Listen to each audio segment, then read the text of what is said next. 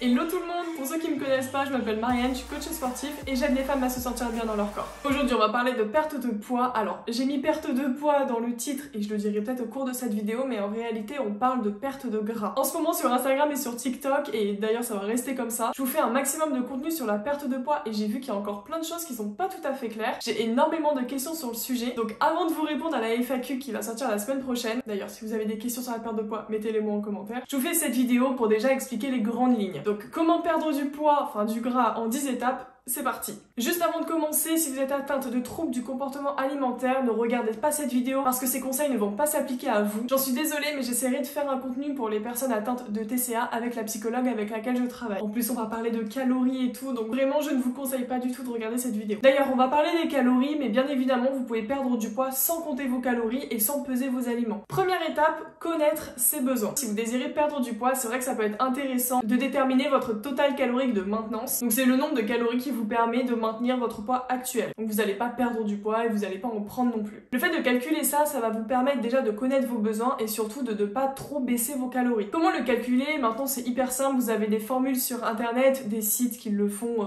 pour vous. Je vous mets le lien d'un site que moi j'utilise dans la description. Après bien évidemment c'est pas fiable à 100%, c'est vraiment à tester sur vous. Moi personnellement ce que m'indiquent les calculs, ça se rapproche énormément de mes véritables besoins. Si vous voulez vraiment être sûr à 100%, à 200%, vous pouvez tester ça sur plusieurs jours ou plusieurs semaines. Donc vous pesez ce que vous mangez, vous calculez vos calories et quand vous voyez que votre poids se stabilise, ça veut dire que vous êtes bien à votre total calorique de maintenance. Alors oui, c'est un petit peu fastidieux, mais bon là au moins vous êtes sûr. Deuxième étape, et je vous en parle tout le temps sur TikTok, c'est le déficit calorique. Le déficit calorique c'est quoi? C'est consommer moins de calories que ce que vous dépensez. Par exemple, si mon total calorique de maintenance est de 2200 calories, si je consomme moins de ces 2200 calories, je vais perdre du poids. On me demande beaucoup, oui, mais de combien faut que je sois en déficit calorique? Ça dépend de pas mal de facteurs, mais si je peux vous donner un conseil, il faudrait que votre déficit calorique soit adapté par rapport à votre morphologie. Par exemple, une personne qui a un taux de masse grasse assez élevé et qui n'est pas très musclée va pouvoir avoir un déficit calorique un peu plus agressif qu'une personne qui est assez musclée et qui n'a pas beaucoup de masse grasse. Après, pour vous donner une fourchette, vous pouvez avoir un déficit calorique entre 10-15%. Alors, à peu près, je vous donne juste une fourchette dans la vidéo pour que vous puissiez un petit peu vous rendre compte, ça peut être moins, ça peut être plus, et je vous conseille d'équilibrer ça par rapport à votre perte de poids par semaine. Moi, ce que je recommande en général, ça va être une perte de poids entre 0,5% et 1,5% du poids de corps. Moi, par exemple, je pèse 80 kg,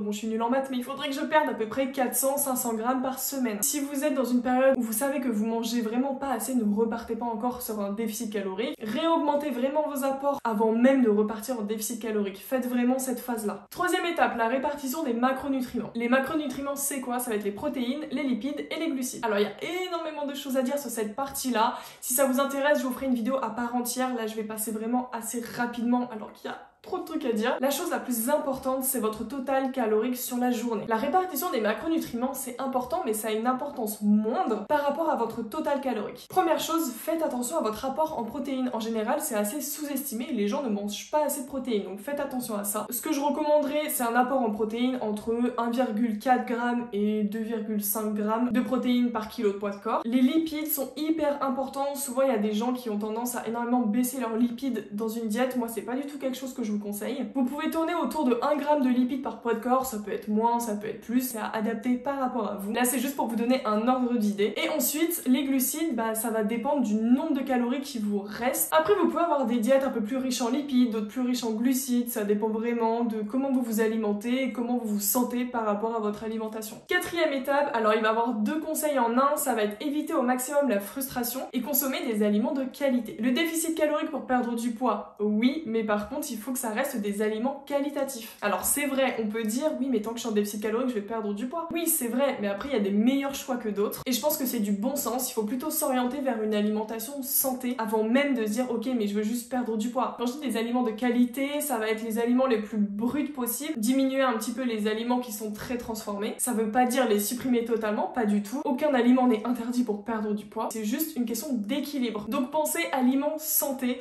et je pense qu'à partir du moment où on est un petit peu plus dans dans cette démarche-là, c'est plus facile d'avoir une alimentation intuitive. La 5e étape, le sport. Il y a énormément de choses à dire sur le sport, donc je vais essayer d'être concise. Toujours dans le cadre de notre déficit calorique, le sport est hyper intéressant parce qu'il va augmenter vos dépenses, même par rapport à votre santé, vous savez que ça a plein de bienfaits, et par rapport à la perte de poids aussi, puisque ça va accélérer votre métabolisme. Enfin, il y a plein d'avantages à faire du sport. Si vous avez des problèmes de santé et que vous ne pouvez pas du tout faire du sport, vous pouvez quand même perdre du gras, mais si vous pouvez en faire, bien sûr que je vous conseillerais 1000 fois de faire du sport. Quel sport choisir? Déjà, choisissez un sport que vous aimez. Si c'est un sport que vous n'aimez pas, vous allez pas tenir sur le long terme et puis vous allez vous infliger un truc qui va être très difficile à tenir, donc ça sert à rien. Trouvez un sport que vous aimez. Après, vous savez que je ne vous conseillerai jamais assez de faire de la musculation. La muscu, c'est hyper intéressant, vous allez augmenter votre masse musculaire, vous allez accélérer du coup votre métabolisme. Après, je trouve que le top, c'est d'allier le cardio et le renforcement musculaire. Mais comme je l'ai dit précédemment, trouvez un sport que vous aimez. 6e étape, écoutez son corps. Alors non, ne passez pas trop vite, c'est une étape qui est ultra importante. Quand je parle d'écouter son corps, je parle d'être à l'écoute de ses sensations, notamment la sensation de faim et de satiété. Je sais que souvent, c'est quelque chose qui est très compliqué, on n'arrive pas trop à se rendre compte, donc je vais essayer de vous expliquer rapidement comment faire. Avant de manger, posez-vous la question si vous avez vraiment faim ou si plutôt vous mangez par ennui. Et quand vous mangez, essayez de manger en pleine conscience, de limiter un peu les distractions. Donc pas forcément manger devant la télé ou devant votre téléphone, mais d'être vraiment focus sur ce que vous êtes en train de manger. Ça va vous permettre de mieux identifier quand vous n'aurez plus faim. La 7e et la 8e étape, je les mets un petit peu dans le même panier, ça va être l'hydratation et le sommeil. Pensez à vous hydrater suffisamment, c'est ultra important et encore trop sous-estimé. Et le sommeil, ça va être de dormir assez et essayer, même si je sais que c'est parfois très compliqué, d'avoir un sommeil de qualité. La 9e étape, et pas des moindres, ça va être d'éviter de se comparer aux autres. Je vais parler de deux choses, donc de la comparaison en elle-même et de la stagnation. Chacun est différent, on n'avance pas tous au même rythme. Moi la première, quand j'ai perdu mes 15 kilos, je me comparais aux autres et franchement ça m'a pas du tout aidé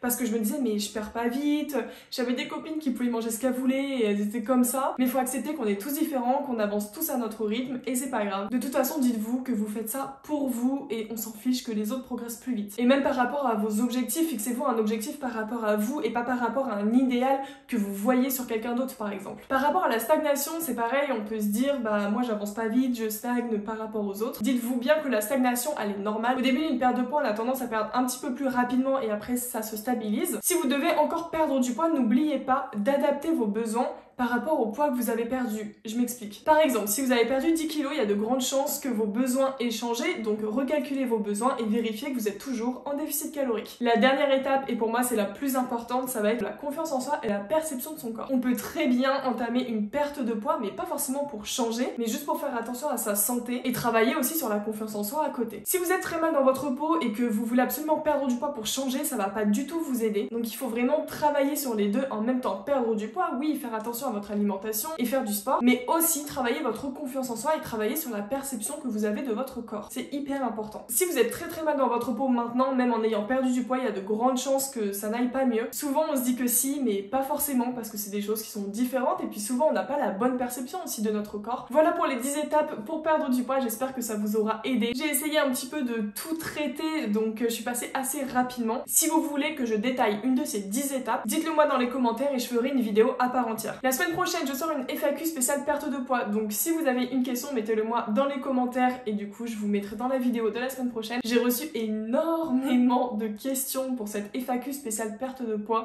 donc j'espère vraiment que je pourrai répondre à tout le monde. Si ça vous a plu, que je revienne avec un contenu perte de poids comme il y a plusieurs années, mettez un petit pouce bleu ou dites-le moi en commentaire. Merci beaucoup d'avoir regardé cette vidéo, je vous fais des bisous et n'oubliez pas que quel que soit votre objectif, je suis avec vous.